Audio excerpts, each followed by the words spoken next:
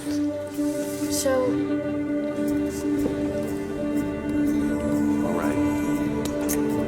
What are you doing? My favorite students, Carly. I treat everyone equally.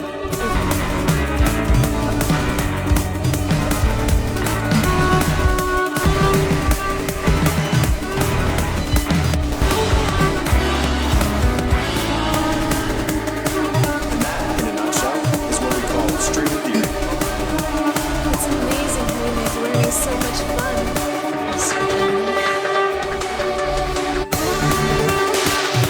Carly, how many times have I told you?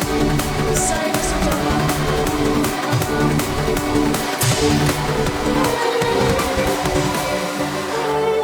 You know, I would expect this from a high school student, but in an advanced quantum field theory college class, it's unacceptable. You could say Carly is like an electron mass in molecular calculation.